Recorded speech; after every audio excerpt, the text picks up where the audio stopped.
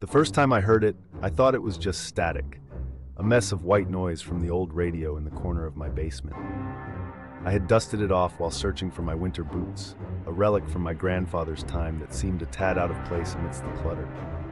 But then, as I turned the dial, there it was.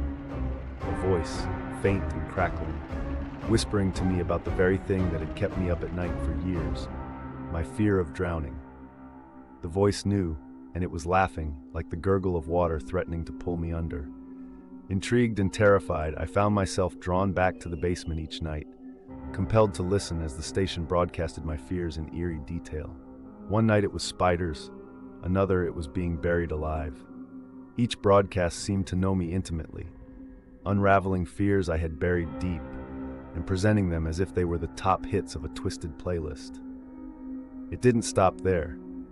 The voice would suggest things, little hints about how these fears could become reality if I wasn't careful. I tried to brush it off as a coincidence, or perhaps a prank, but deep down, I knew it was something more sinister. Desperate for answers, I searched online forums and even ventured into the depths of Reddit//nosleep, hoping to find others who had experienced something similar. I found nothing concrete, just vague stories and warnings about listening too long. But one comment stood out.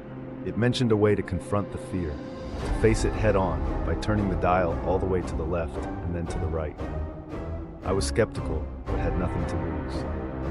The next night, I mustered the courage to follow the instructions, my fingers trembling as I slowly turned the dial. The moment I completed the ritual, the basement was plunged into darkness, and the voice became deafening, no longer confined to the radio.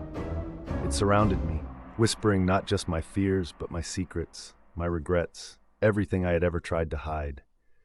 I stumbled backward, my heart pounding as I realized the truth. The radio wasn't just broadcasting my fears, it was feeding on them, growing stronger with each listen. As the walls seemed to close in, I understood the final, terrible reveal. I had unwittingly opened a door, not just to my fears, but to something that thrived on them, and it was never going to let me go.